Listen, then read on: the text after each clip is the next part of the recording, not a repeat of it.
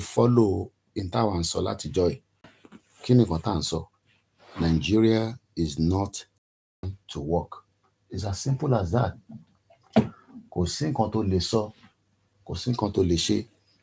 Àwọn tí wọ́n kó wa papọ̀, wọ́n mọ̀ pé tó bá jẹ́ kí wọ́n gẹ́gẹ́ bí ìran ọmọládé ta jẹ́,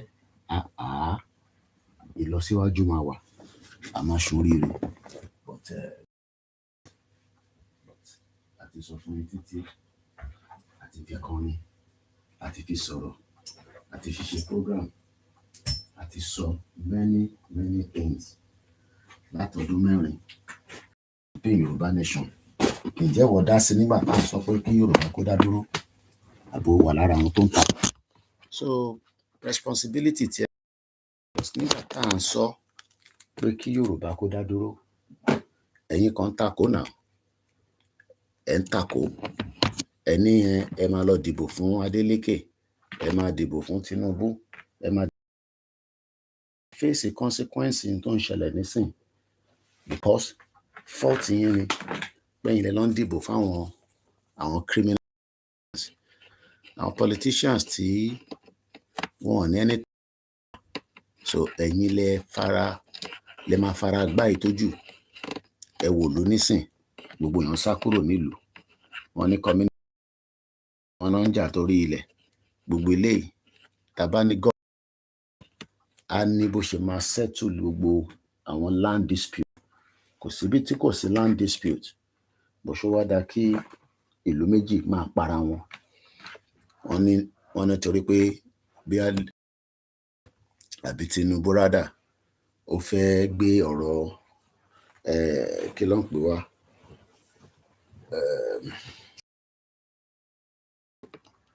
ó fẹ́ gbé state of emergency wá nínú Ọ̀ṣun state. Ìyẹn ni Adeleke ṣe ní Tinubu ṣe ń ṣe gbogbo tó ń ṣe lọ́wọ́lọ́wọ́ yìí. So iṣẹ́ tèmi ni pé tẹ bá ti para yín, bó bá ṣe wù mí ni mo ṣe máa report ẹ̀. Problem tèmi nìyẹn, kò ń ṣe problem tí yín, torí pé mo sọ fún yín ní 4 years ago pé èyí tá máa fi para wa, àwọn olóṣèlú ló yẹ kẹ́ kọjú ìjà sí. Bẹ́ bá pa wọ́n kò tí pọ̀ jù, torí àwọn náà ti pa yín títí. Wọ́n ṣí bọ́dà sílẹ̀, àwọn terrorist wọlé, ìṣẹ̀lẹ̀ ń lọ lójoojúmọ́. Àwọn nǹkan tá a gbọ́, àbí? So tí a sọ fún ẹ pé Nàìjíríà ò ṣiṣẹ́ tó wà lára, then so èyí tí ẹ jẹ́ ọmọ Ọ̀ṣun state, ẹ̀yin ẹ kú àfarati, ẹ kú àmúmọ́ra, bó ṣe máa lọ náà nìyẹn. Yorùbá nation self-determination, òun ló lè gbà wálẹ̀, òun ló lè fún wa ní hope, òun ló lè fa ní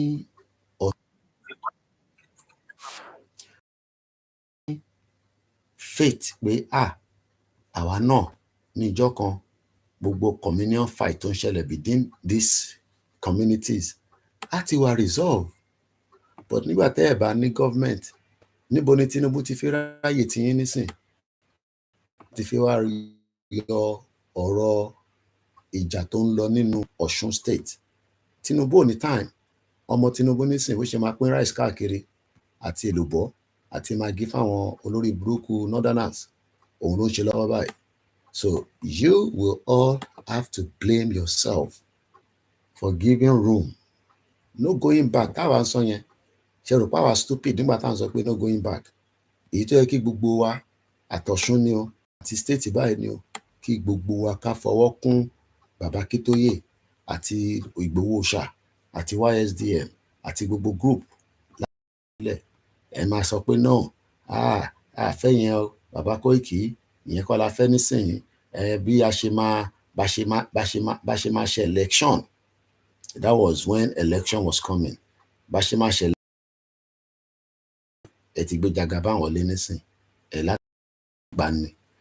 That is your problem. Ìyẹn ṣe problem tèmi mọ́, because we warned you all, we told you all, we gave you all the reason in this world pé ìtàn pè bẹ́ẹ̀ ni pé a máa ní a máa ṣe gọ́ọ̀mẹ̀ntì tiwa.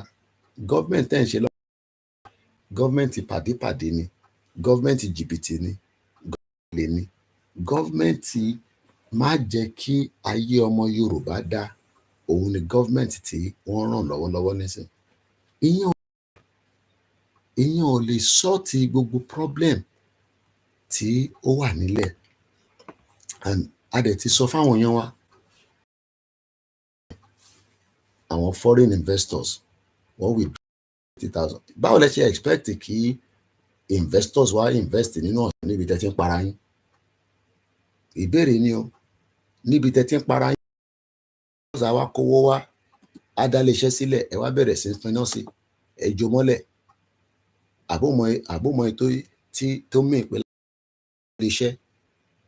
iléeṣẹ́ tí ìjọba lórí burúkú yín ò kọ́, nǹkan wá jó iléeṣẹ́ yẹn nígbà tí investors bá wá sí irú Ìfọ̀n àti Ìlóbù, mo pé mo pronounce ẹ̀ dáadáa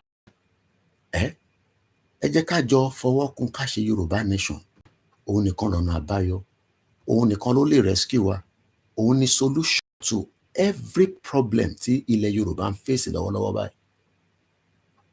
The only solution tó kù nísìn, let us all rally round and demand our right to self-determine. Anything short of that, a máa ṣe election ní election la máa fi sort it out. Lè fi election defeat àwọn olórí burúkú politician. They are always 5 steps ahead. Wọ́n ti mọ àwọn tó máa gbé ìrẹsì fún, àwọn tó yẹ pé ìrẹsì lọ́wọ́ jẹ láyé wọn, tó yẹ pé ayé wọn máa bàjẹ́ ni, àwọn tó yẹ pé ìrẹsì làwọn wá jẹ láyé wọn.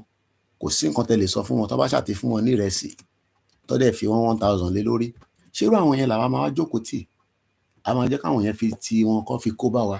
Gbogbo eré la ṣe ń sọ pé ẹ jẹ́ ká sọ́pọ́ọ̀tì ìrìn àjò Yorùbá nation, ẹ jẹ́ ká fọwọ́ kún Yorùbá nation, ẹ jẹ́ kí a jẹ́ gbá àyà wa, òun la máa demand pé a fẹ́. But ẹ bá tún sọ pé ẹ fẹ́ election, ẹ ká lọ ṣe election ni the best, this and that. 2027 tí sì wá látijọ́ tó ti ń gba PVC, ǹjẹ́ ó fi PVC gba medical hospital? Ìjọ mú PVC yẹn, ǹjẹ́ ó fún ẹ ní iná? Ǹjẹ́ PVC yẹn, ǹjẹ́ ó ṣàǹfààní kankan fún ẹ? Kó lọ, wọn ò design Nàìjíríà pé kó work. Ẹ kàn máa rant ni. Ẹ wá gbọ́ gbogbo àwọn tó ń rant lọ́wọ́lọ́wọ́ báyìí lórí social media. Tinubu is a terrible president. Wọ́n ní terrible president ní president yìí, ìyẹn Aṣíwájú Jagaban. Kódà wọ́n ní disaster ni. Oríṣiríṣi fídíò yẹn wá ń ṣe, gbogbo fídíò yẹn a máa gbọ́ lẹ́ẹ̀kọ̀ọ̀kan nísìn. Báwọn èèyàn ṣe ń rant nípa Jagaban, ẹ̀gbọ́n tẹ́lẹ̀ sọ.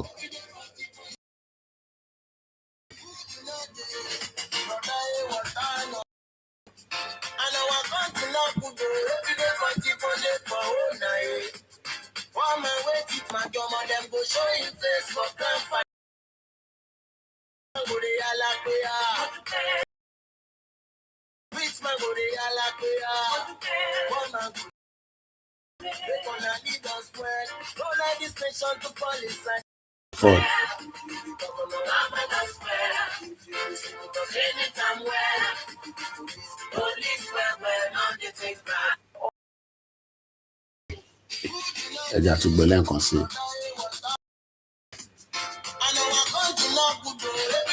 Country yóò lè good láíláí.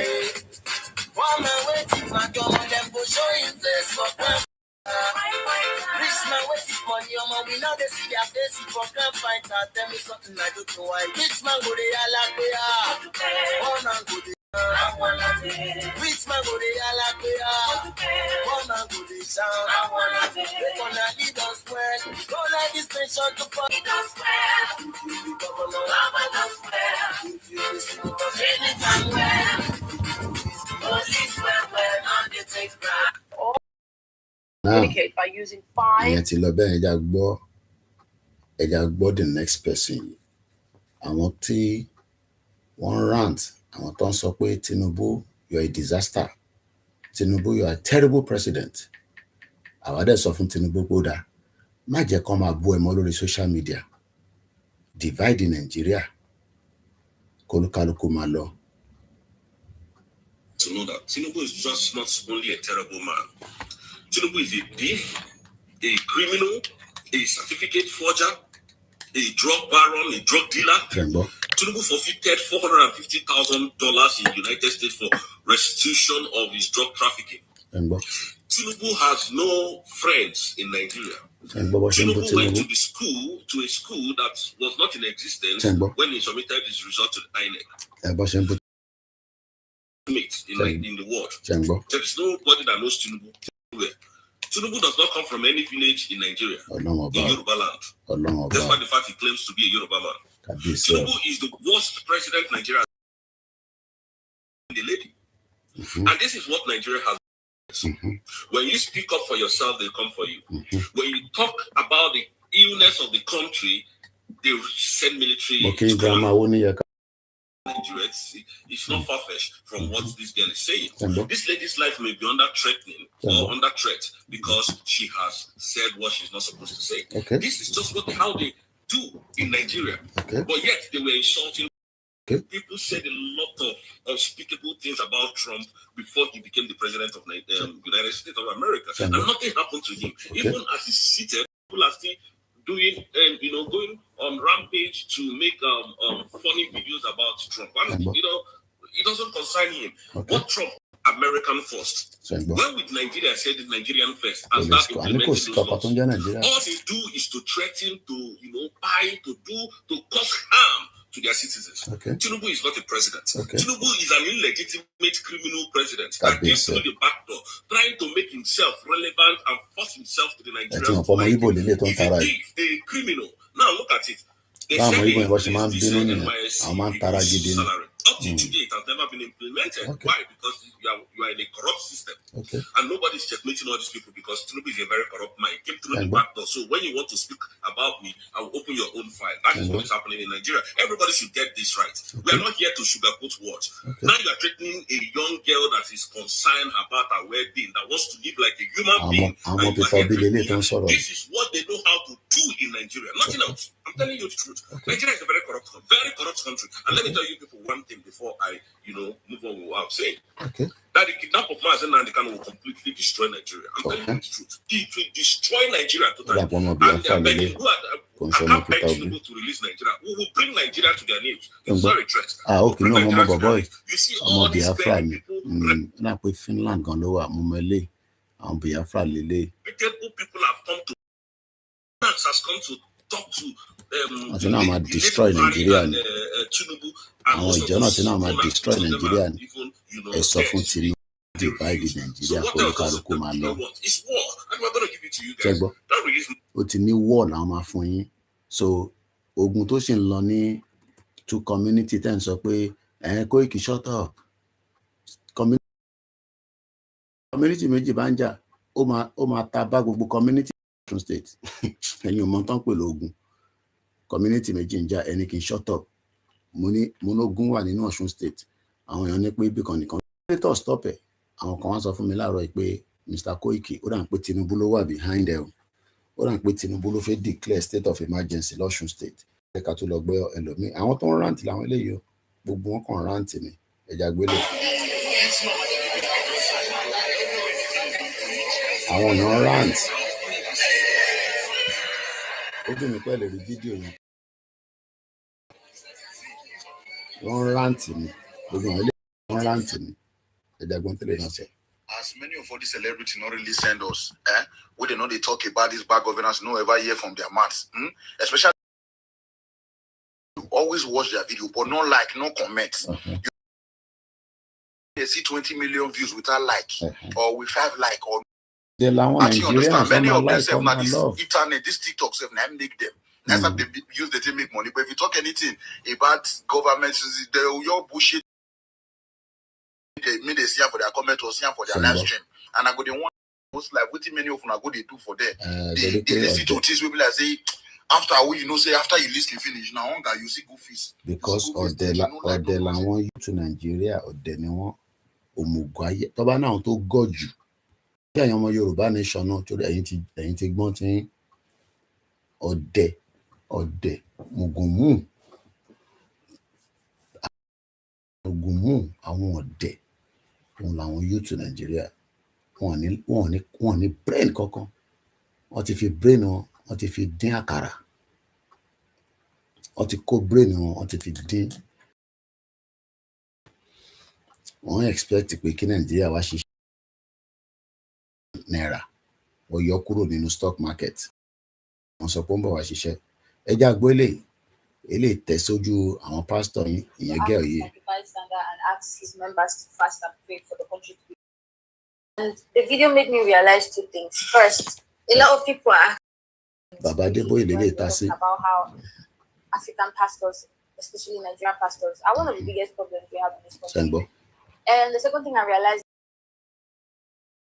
means, and so you could see them in the comment section trying to trying to like support Biafra, nation. So I just want to make this known and try to explain myself further, because when I make videos, seeing that this last president is actually a thing and people are actually supporting people speaking out, I feel like we should address this now. President Nigeria made a statement on his altar. He said, before the church ends, he needs somebody to donate $1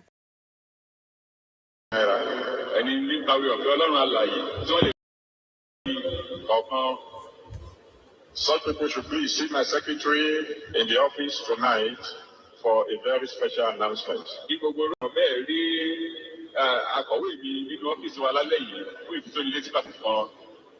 And then there'll be some of you who can say, Daddy, I wish I can give a, but all I can afford is 100 million.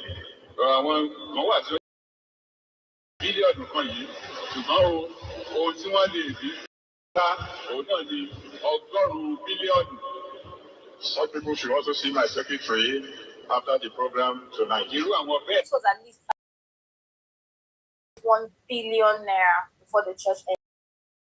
It's an everyday Sunday attendee that referring to. These pastors have political sons that Pastor Ruga, one person or even more than one person can just offer to that one. Now, you as a human being and somebody with the fear of God, would you ever question this 1 billion you're giving? Where did you get it from? 1 billion naira years ago when billion was 2 billion. Abuse the pastor. The politician that you guys want us to leave the spiritual leaders and focus on the politician. Every politician has a spiritual father who they go to for advice, who they go to, they bless the pastor with little tokens, stolen tokens. A few years ago, Chris Oyakilo had to return millions of naira to one industry like that. Why? Because it was proven that one of their leading staffs millions of naira. This pastor should not be excluded. Not only are they politically involved, Nigerian content creator in Nigeria, and you are not making content right now talking about the things that shame on you. Well, guess what? I woke up this morning and one of your favorite content creators on TikTok has unfollowed me because of they unfollowed me. They left me a very lengthy message, but I'll just tell you the content. If you've been following me for a while now, you remember one time I was making videos complaining that TikTok is not pushing my content, even though I make good content. I met them that period. I was like, see, what is going on? The content of their message before they unfollowed me is that I am not going to grow on TikTok if I continue putting my mouth in public issues. Now, they have made me believe a comment I saw under this video when somebody was saying that they are not going to say anything. All these content creators will keep quiet because the government paid them and they don't want to lose gigs.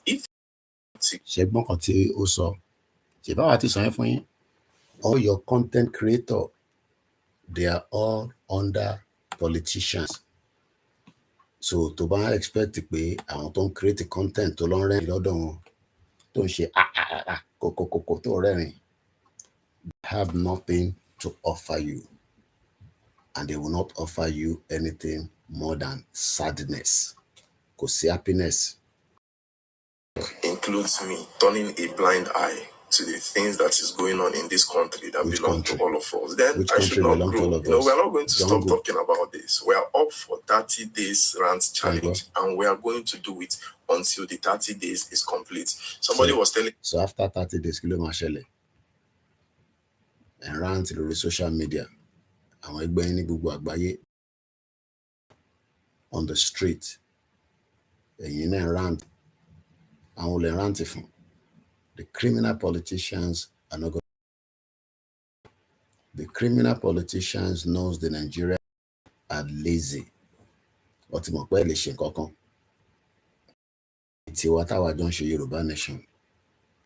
It is time that we say we don't want to have any business. No business with Nigeria. Àjọṣepọ̀ is not working. It's a disaster to mankind.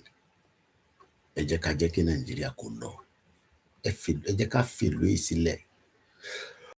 Let's allow Nigeria to dissolve itself. So why they don't want to dissolve it? Let's help it to dissolve it.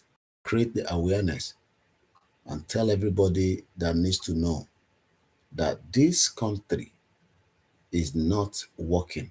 That this country needs to now come to an end.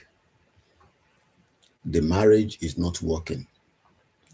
Mokenyawa, good morning and happy weekend. As we start the day again, àwọn oníṣẹ́ méjì, àwa ti jí láàárọ̀, ká create content Yorùbá nation fún yín. Bóun ẹ̀ kò like it, bóun ẹ̀ kò má like it. Àwa ti create nǹkan pè ní digital footprint. O lè lọ níjọ́ kan lórí social media kó má gbọ́ pé arákùnrin kan tó ń pè ní Koikimedia kò lè má ṣe sọ̀rọ̀ Yorùbá nation ní tó jẹ́ lógún nìyẹn. So tó bá jẹ́ ní tó wá ń takò, ìbéèrè ni pé kí ló ń takò fún? Ṣé mi ló yẹ kó máa takò? Àbáwọn olóṣèlú yín tó fìyà jẹ yín? Ṣé mi ni mò ń fìyà jẹ yín? Ṣé mi ni mò ń fi ìyà jẹ yín? Àwọn tó ń fìyà jẹ yín ló yẹ kẹ́ máa takò. Àwọn tí wọ́n mú àwọn ọba wa, tí Fúlàní ń pa ọba lójú ayé wa. Àwa Yorùbá ò dẹ̀ lọ bá wọn jà. Àwa múra wa, à ń bára wa jà. Àwa ní ìfọ́n àti ìlobò. Ṣé ìyẹn ó mú sense kankan dání? Instead of us to fight the common enemy, we are there fighting each other. Why are we fighting each other? Kí la fẹ́ gain látara pé à ń bára. Àwọn kábíyèsí ní àwọn dákẹ́ lọ ṣóṣó. Èyí tí ọgbọ́n tó ń lọ. Ọọ̀ni of Ifẹ̀ olè náà wọ́n mọ tó ń lọ ní ìlú bò. Ǹjẹ́ wọ́n bá wọn dá sí? And all this is going on. And we are meant to be in one country. And when you talk, the gullible ones will say, no. Koiki ò lè má sọ̀rọ̀ bẹ́ẹ̀ yẹn o. Àrọ̀. Mr. Adewale, the only language Nigerian government understand is gbas-gbos. And that's a fact. Kò sílùú kan ẹ lọ wo mò ń gbọ́ news. Ẹ jẹ́ ká fi àwọn tó ń rántí sílẹ̀. Ẹ jẹ́ ń gbé yín lọ sí Israel. Do you know that their citizens are protesting? Israel protesters are trying to break into Netanyahu's home. Lánàá lélẹ̀. Àwọn ará Israel lélẹ̀ yìí.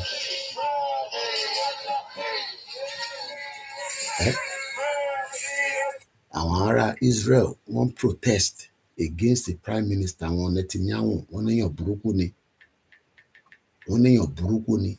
Àwa wá ń jókòó and fold hands wa. Fáwa tá à ń múra sílẹ̀ fún ìrìn àjò night vigil wa. Ẹ jẹ́ ká túbọ̀ máa dé bá wa láyọ̀ ni. Láìpẹ́ láì jìnnà. Àwọn ará Israel wọ́n protest against the government wọn because ìlú tí kò bá ti ṣe the right thing, the people protest. àtayébáyé nìyẹn. Ẹ̀wẹ̀ olè nísìn 2 days ago lélẹ̀. Tel Aviv last night, Israel protested permanent ceasefire, the release of prisoner, an end to Zionism, and freedom for Palestinians. They stood in solidarity with the Palestinians.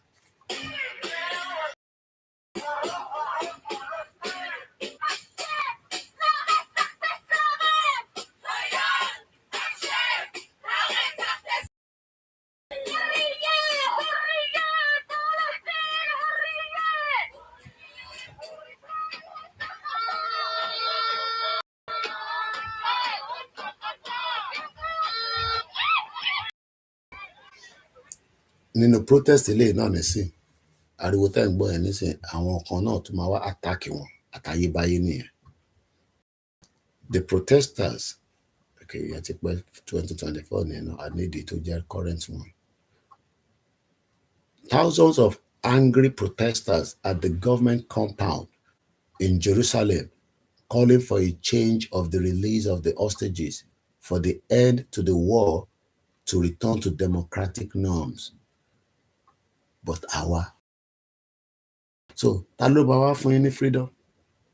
Freedom ṣe ń tẹ́lẹ̀ kankan máa fún yàn. Ṣáwọn ará Israel ló máa bá yín protest.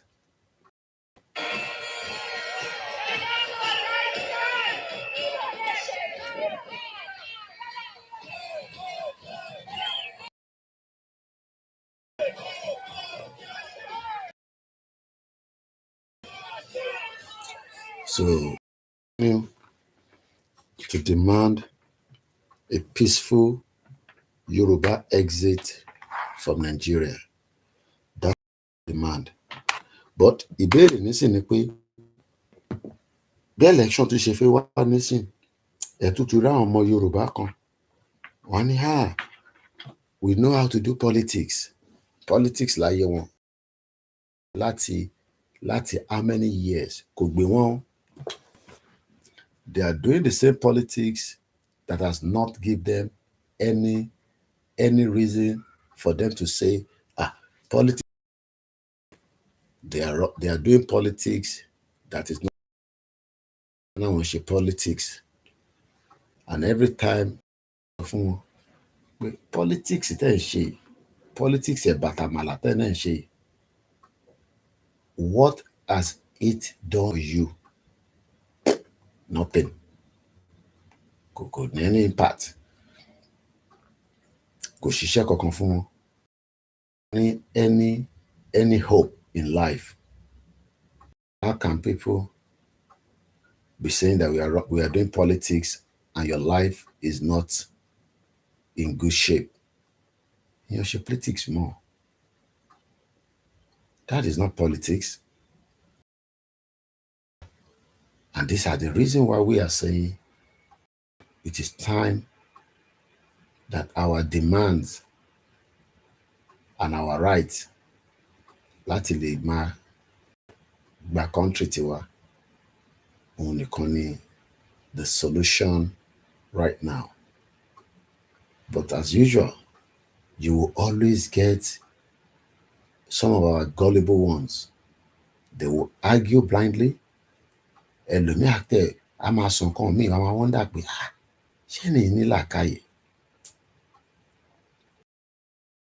With every citizen. Látijọ́ tí wọ́n dá iléeṣẹ́ Nàìjíríà sílẹ̀ láti 1960. Gbogbo àwọn parents wa, àwọn tó ti kú ni, àwọn tó wà láyé ni. Nigeria literally failed every one of them. But what is the solution? Ẹ̀wò nísìn wọ́n ní England versus Nigeria. Mo ń wo ni o. Football. England versus, this was 2023. England versus Nigeria. England yẹn nísìn is part of one country nínú United Kingdom. Whereas Nigeria is country of many nations. Àwọn ìjọ náà dẹ̀ ti dìde, wọ́n náà wọ́n ṣe Nigeria mọ́. Wọ́n náà àjọṣepọ̀ àwọn àti Nigeria kò lọ déédéé mọ́. Wọ́n náà fi dá dúró, àwọn fi gba country wọn. independent country tí wọ́n kankan ṣe pẹ̀lú jungle mọ́. Movie wo nìyẹn? Movie Mr. Muhyiddin ṣe The Last Sniper, mo rántí movie tẹ́ ń sọ, tẹ́ bá rán mi létí. I talk about a lot of movie. Chief Sunday Igboho send the article kan sí mi lánàá nípa emergency rule, ìjọ to meet and decide on options for self-determination. Ṣé rí pé ó yá wọn lára? So àwọn ará ìjọ nísìn wọ́n ti realize pé wọ́n ti wà marginalized. Tinubu yọ odindi governor kúrò. Ṣé rárá tá à ń sọ náà nìyẹn? Gbogbo bá ṣe pariwo títí fáwọn èèyàn wa pé ẹ follow backup channel wa. Èèyàn 3 péré wà lórí ẹ̀ lẹ́sìn.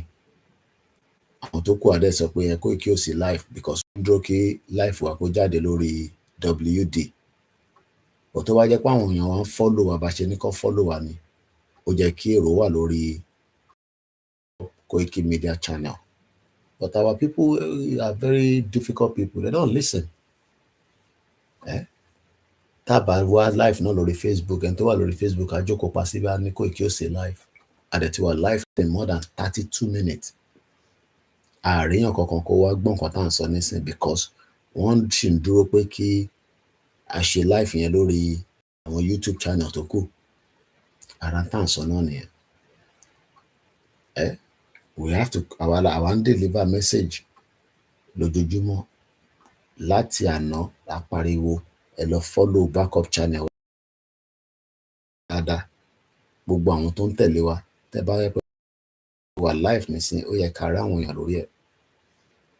So àwa ò ní, we continue doing our little best anyway, so and we can until tá máa fi délẹ̀ lérí lágbára Ọlọ́run. Torí ní àṣeyọrí. Wọ́n dẹ̀ tí ó wá parí iṣẹ́ ló ṣàṣeyọrí. Èmi dẹ̀ fi ṣàṣeyọrí nínú nǹkan tèmi gbé dání because mo fẹ́ kórúkọ tèmi náà wà nínú pé nígbà tí wọ́n ń jàjà pé kí Yorùbá dá dúró, Koikimedia náà fi gbogbo ara, ó fi gbogbo ọkàn, ó fi ṣe. Tí normal day job ẹ̀ èèyàn lọ sọ pé àwa la máa wà níbẹ̀. Àwa máa bá tiwa lọ, a máa ṣiṣẹ́ tiwa lọ. Country yẹn ó ń work. So bí àwọn kan rọ bá ṣe pariwo Yorùbá lè ṣọ̀rí sí tá bá ti wá débẹ̀, àwa náà máa lọ di bí Jagaban olè, Jagaban criminal. It doesn't work like that. Everybody can be used because it is being used. Okay. So the camera cannot be used. Okay. So bí àyẹn lẹ́lòmíì ṣe sọ pé àrí support Yorùbá nation. Ẹ má support. Èmi ni ìyá máa jẹ ni, gbogbo àlè ìyá máa jẹ. Ìyá yẹn dẹ̀ máa jẹ wá in different ways ni. Ìrẹ́ mi ní ṣe a ṣe lè support àwọn family wa. Ṣé gbogbo èèyàn ni mo máa fún lówó ní Nàìjíríà? Nígbà tí Darosha àbí MK Abiola àbí Ọ̀tẹ̀dọ́lá wà lọ́wọ́ wọn. Àwọn tá a bá lè fún náà ni. Kò lè ṣe gbogbo èèyàn la máa lè fún. We can only do the little we can do. But tá a bá ní country, government ló máa take care gbogbo wa. Government ló máa implement policy. Government ló máa create the enabling environment tí ẹni máa pa ìfọ́n àti ìlòbù bẹ́ ṣe ń para yín yẹn. Nísìn tí yẹn bá wá dá iléeṣẹ́ sílẹ̀ nísìn, ẹ kàn finá sí iléeṣẹ́ yẹn nísìn. Ta ló máa wá take responsibility nígbà tí ẹ bá ti finá sí? It makes sense now. Wọ́n níjà yẹn ti ń lọ for a very long time. Ní resolution sí kó stop. Gbogbo ilé làwa ṣe ń sọ pé this can no longer be viable. This can no longer be workable. Let everybody return back and have their own independent country. But irọ́ àwọn èèyàn yẹn, everybody wants a corrupt system. A system that is not working. A system that deliberately designed. I don't think some of you understand what it means to say that Nigeria was deliberately designed by the British to fail. What design Nigeria pé kó failing? Àwọn design Nigeria pé kó work fẹ́mi àti yín. Àwọn ni ká wá apply for visa ká tó wá sí UK. Ká lọ apply for visa ká tó lọ sí Germany. Ṣé báwọn ará America ṣe ń lọ apply káàkiri fún visa nìyẹn? Ṣé báwọn ará Britain ṣe ń apply fún visa káàkiri nìyẹn? So why are we gullibles? Why tó jẹ́ pé ìyà gbọ́dọ̀ jẹ continent kan káwọn kan wà okay ká wá máa sọ fún wa David Lami máa sọ fún wa pé Ọlọ́run ní jẹ́ kí Nàìjíríà bẹ́tà o ṣe tí Nàìjíríà máa bẹ́tà ṣe jẹ́ ká ka ẹni tí olóyè send sí mi lánàá send article kan sí mi ẹ jẹ́ ká jọ wo article yẹn ẹ bá mi gbọ́ wọlé share button. The more people that join, it is in the interest of every one of us. The more people that join. So we need more people to join. We need more people láti darapọ̀ mọ́ ìrìn àjò Yorùbá nation yìí because àìtí pọ̀ tó but àfẹ́ àwọn tó bá mọ̀ pé ó máa dàrú àwò alátẹ̀yìn tàbá ti débi tá à ń lọ you will be part of the citizen wà dẹ̀ follow rules and regulation. Kò sí rules and regulation operate nínú Nàìjíríà nísìn àfi tẹ́ bá fi parọ́ fúnra yín. Everybody knows that. Kò sí rules kankan tó operate nínú crime scene ní Nàìjíríà.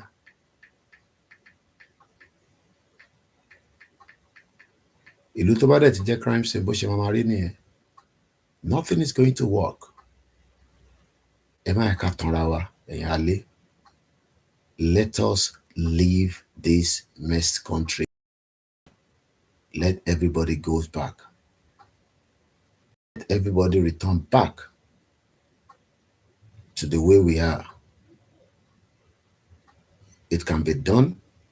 It is doable. But the politicians do not want such because they are always part of the problem.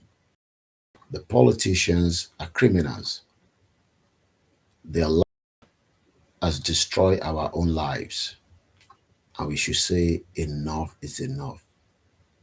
So, and about our share sitter until many people will continue to know that because at our life, like I said, for more than 40 minutes, and yet only few people ló darapọ̀ mọ́ wa lórí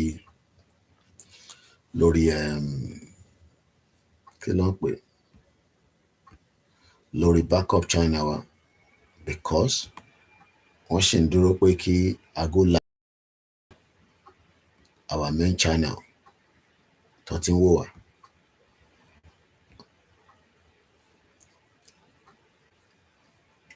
So àbọ̀ máa encourage ara wa náà ni.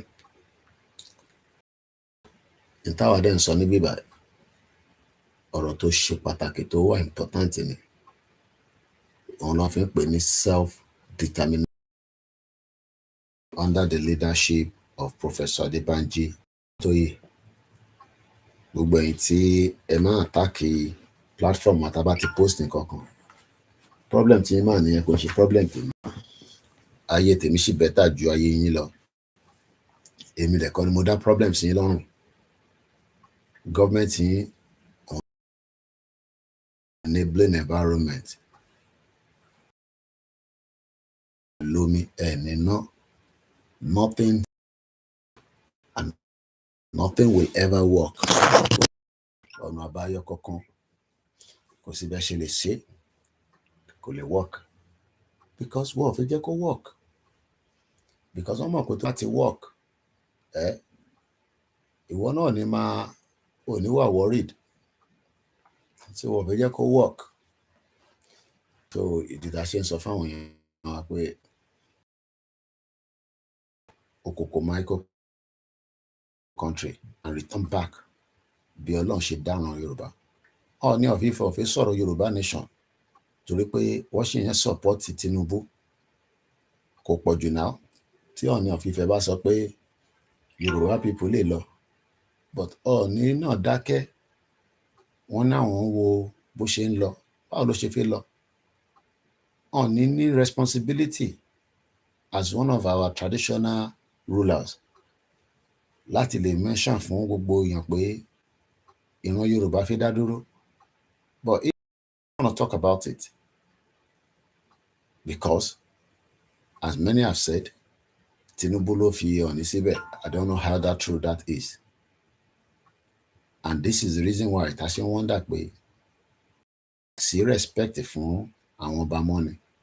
Àwọn kan ní àwọn ọba ò ní àṣẹ kankan mọ́, àwọn politicians ti gbàṣẹ kúrò lọ́wọ́ wọn, and all this is not good as we continue to ask all these questions. Mo ń bọ̀ mo ṣe máa ka in táwọn ìjọ sọ o, mo ṣe ń pín program mi lọ́wọ́, ṣẹ́ni tó bá lè bá mi náà pín ẹ bá mi pín, ọ̀fẹ́ ni pínpín. Ẹ sọ fáwọn èèyàn pé Koiki wà live, kó wá darapọ̀ mọ́ wa, kó wá gbọ́n tá à ń sọ, ó máa ṣe everybody láǹfààní ni. Ṣé jẹ́ ká padà lọ sọ́dọ̀ átíkù tí olóyè Ìgbòho sẹ́ẹ̀dì sí mi bí ṣe sọ lẹ́ǹkan. Àwọn ìjọ náà ti faraya báyìí, wọn náà fẹ́ gba country tiwọn. Everybody ti faraya. Tó bá yẹ kó a béèrè fún right wa.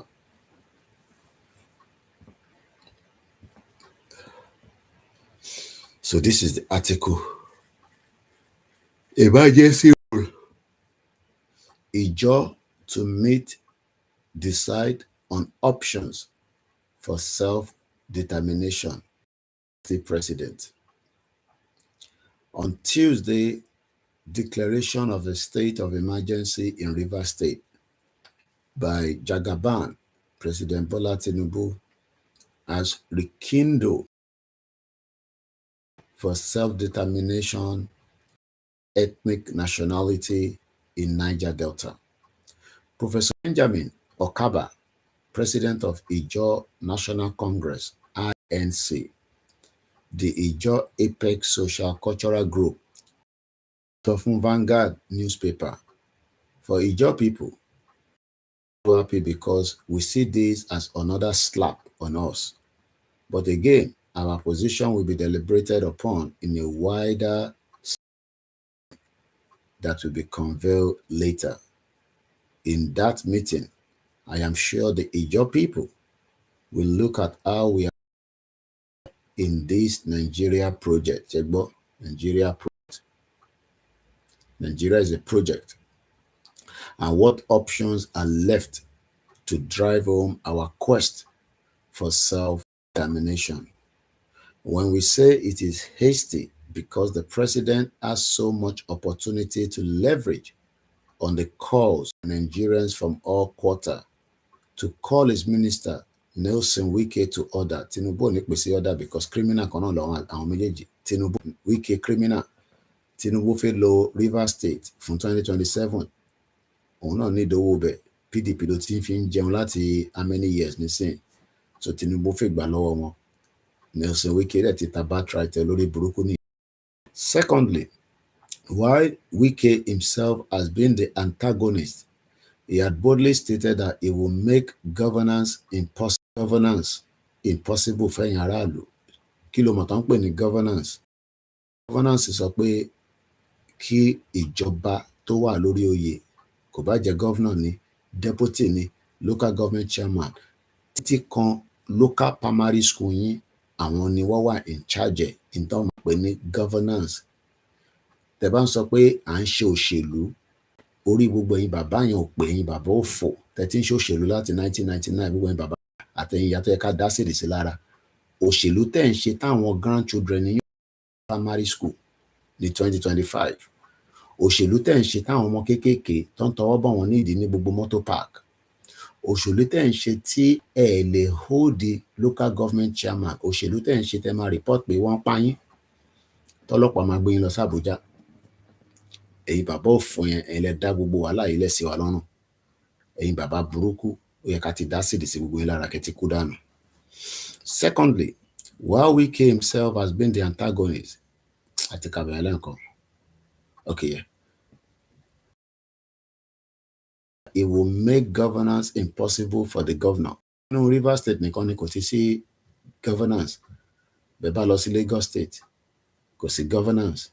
Because the governance bá wà ní, and I'm sure it's the same thing, but ọwọ́ Igbo láti rajà tara, arajà 350,000 naira. Ó dẹ̀ ti yọ 80,000. Ó dá tó sí. Ẹ̀dẹ̀ sọ pé ẹni about tí Ambode ṣe sọ pé ó ní mental problem. Àwọn olóṣèlú lórí burúkú àwọn gọ́vnọ̀ fò. Ìpínlẹ̀ wọn máa gbà lẹ́nu mi bí báyìí. Ẹ wá mú mi ní London. Láyé Fubara, in as much as he does not dance to his tune, godfatherism, ìyẹn ò fẹ́ gbọ́ sí Wike lẹ́nu. Just àwítán ọmọ ẹni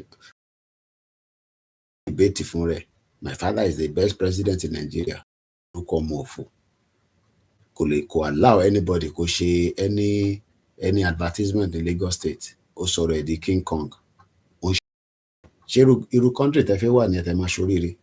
Báwo lẹ ṣe fẹ́ ṣoríire nínú country bẹ́ẹ̀ yẹn? So the man Wike is desperate power and resources. As we had said earlier, and persistently, he wants to turn Rivers State into his property, and the people of Rivers State are the ones to suffer. Just like Tinubu ṣe ṣe fẹ́yìntì. Ó ti sọ gbogbo yín di nǹkan mi, gbogbo resources Lagos State. Ó tún wá fi hand over yẹn fún in táwọn olè máa ń ṣe ní àwọn criminals.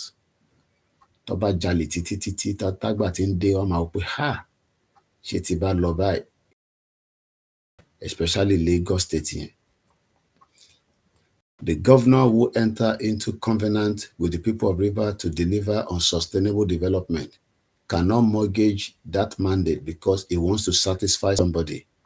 These are obvious facts flying all over the place. I thought presidents should have looked at all this. Tinubu only look at it because criminal cannot allow me. Another terrible president. I said it is loop-sided. Why will you leave Wike and sack Sim Fubara? The best thing is to remove everybody who play a role in this. Wike has to be sacked. Tinubu never sack it because criminal and all the federal appointees from the state also have to be sacked. Because if you do not sack them, they will use their position to perpetrate more crises. Àdúrà tàwa ni pé kí more crisis kó wà ní gbogbo ilẹ̀ Yorùbá, kó wà ní Ìjọ, kó wà ní Middle Belt, kó wà ní ilẹ̀ Haúsá, so that Nigeria will collapse quickly. The cry that wants to take over Rivers State is gradually playing out, and it's not better for democracy. Enjoy you read democracy, baby. Democracy will never work in Nigeria because democracy was not and will never work because Kosenik hold accountable. The other issue in this state of emergency is that we have seen right. It felt if the judiciary cannot remove him quickly, if the House of Assembly could not take him off, then the next option is to create chaotic situation so that an emergency can be imposed. Ìyẹn làwọn èèyàn sọ nísìnyí pé Koiki in tó ń lọ ní Ìlúbù àti Ìfọ̀n, wọ́n ní Tinubu ló wà behind it. Olórí burúkú Tinubu kẹ̀rì bó ṣe máa destabilize the state kan tó máa create emergency rule síbẹ̀ tó máa pè ní state of emergency. Gbogbo ilé la ṣe ń sọ fẹ́yìn yẹn wa. Àwọn ò lè jókòó ti rakatia yìí. Let us allow Nigeria to dissolve. Tó bá dissolve, we have more option. Ilẹ̀ Yorùbá tóbi 60 million people. À ṣe gbogbo nǹkan tá fẹ́ ṣe within the context of our own. Ní need anybody. Ní láti lọ bẹ anybody kí a tó decide bá ṣe fẹ́ run country wa. Ní láti gbogbo ká tó fi lọ́rùn ilẹ̀ Yorùbá. Ìwọ nìkan ló máa jẹ́ ọmọ Yorùbá tó máa wà ní governance. Ní ìdọ̀mọ Yíbò kankan kò máa wá darapọ̀ mọ́ wa tó máa màlá. Ní ìdọ̀mọ Haúsá, ní ìdí Fúlàní. Ọmọ Yorùbá ló máa wà níbẹ̀. Yàtọ̀ sí ọmọ Yíbò tí fẹ́ Yorùbá tó dẹ̀ ti go through immigration bó ṣe rí nílùú yìí nìyẹn. Tó bá ti go through immigration, yes, o máa ní right, but tó lè ṣiṣẹ́ dà, kò ń ṣe everywhere ló máa fún ẹ ní àyè pé láti ṣiṣẹ́. Bó ṣe wà nìyẹn. Ẹ̀yin èèyàn wa, ẹ já dìde, ẹ já jà fún ìran yìí, ẹ já agbára wa lára nílùú òyìnbó, ẹ jẹ́ kó tẹ̀yìn náà kú wà òkè. Ìyà ò jẹ wá o, but ọ̀pọ̀lọpọ̀ ẹ̀yin nísìn, you are all living in fear. Ìyẹn máa jí láàárọ̀, àwọn pé kí ni ìyàwó mi máa jẹ, kí láwọn ọmọ máa jẹ, bí mi ò bá tẹ̀ jẹun. Gbogbo ilẹ̀ níṣẹ́ tó dá lọ́wọ́, ẹ ní oko, ẹ lè lọ dá oko. Gbogbo businesses yìí ti fold up, ìjọba ò rí ti yín rò. Owó lápò òun ni gbogbo yín lò lọ́wọ́lọ́wọ́ báyìí. Má ṣe o. Àwa ọmọ ìrànládé, àwọn wọ́n fìyà jẹ yín, àwọn tó lò point yín, wọ́n fún ẹlòmíì ní just 10,000. A dúpẹ́ títí àwọn tó yẹ ká máa control millions of dollars, kájọ máa ṣòwò, kájọ ríire. Kí n sọ pé Mr. Martins, ẹ sáré bá mi send $1 million. Ó láwọn kankan tí mo rí ní bíbá kí n sáré báwọn ọmọ sí mi tèmi ṣe ń ṣe nígbà $100,000. Kò ṣe pé ó sọ fẹ́ mi, àwọn aka dọ́là in the 80s. Alájà, ṣẹ́yìn ò tí travel nísìn, ṣe ní dọ́là nílé á ní ó dà pé mo ṣì níbi $30,000. Ó yá, màá rán yàn wá kó wá gbà. Wọ́n ti rán àwọn ọmọ ọ̀dọ́ wọn wá, àwọn èèyàn ti délé wa láàárọ̀, because woman máa travel nírọ̀lẹ́. Àfi tó dé láti ibi tó ń lọ, a ti dáwó yẹn padà. Gbogbo àwọn ìyá wa, ẹlòmíì gbogbo tó wà lórí ẹgbẹ́ kò tó 5,000 naira. Mọ́tò àtúgbà wọn, Dangote truck apáyàn dànù. Ó ṣẹ̀pà wọn tán ní wọ́n ní Dangote truck ní mọ́tò tó l'accident tó pa wọn l'Àbújá yẹn, wọ́n ti fi wọ́n dájọ́. Ọlọ́run já jáde nígbà tẹ́bí ń pààyàn, Ọlọ́run wà pẹ̀lú wa o. Nítorí jù báyìí lọ, ìṣítí náà ni ẹ̀yin tí ẹ̀ ń shut up. Kò sí problem ní Ọ̀ṣun state. Ìgbà wo ni kò ní ta sí gbogbo state tó kù, àmì gbogbo community méjì ń jà, gbèjára wọn. Adẹ̀dí pé kí ni adìbò lọ ya mi, agbára ta ní àfi bá wọn Fúlàní jà, àfi ń para wa. So èyí tẹ̀ lọ ẹ ṣe fáwọn oògùn yẹn kẹ́ fi ná Senator Adeleke, kẹ́ fi ná Sanwó-Olú kó wọgbó lọ, kẹ́ fi ná gbogbo àwọn olórí burúkú politician. Àfi kẹ́ máa fògùn yẹn kẹ́ máa jàǹbá fún àwọn aráàlú, àwọn innocent people. Ẹ wo àwọn ìyá yẹn bó ṣe ń sá kótókótó. Ẹ wo àwọn ìyá yẹn bó ṣe ń èèyàn kan wá sọ pé ogun tí wọlé, tógun bá ti máa wọlé ńkọ́, ẹ lé gbogbo àwọn èèyàn ńláńlá lọ. A pharmacist, a retired journalist, ẹ lé kúrò lódindi ìlú bàbẹ́ ẹ̀ ní òdi. Ẹ̀yìn òdi ló ń gbé. Bọ̀bọ́ yìí ti kú. Boxing legend Foreman died yesterday, March 21st. At that time, he died at 76. George Foreman, ta ló rántí ẹ̀? Ó máa ń jẹ̀ṣẹ̀ ni. Ó bí ní 1949. Kò sẹ́ni tó àtàbájáde ọmọ apá wa, ìgbà wo ló ní kú? Ikú kan ló máa padà pààyàn. Má jẹ́ kí ibi ikú pa ẹ́ sínú ilé, ó bẹ́tà kó jáde nígbà tó bá ti ní ká jáde. Òun lílé ní sí mo ṣe rí lórí péjì sister mi dáadáa, Dr. Kemi Olúnlọ́yọ̀.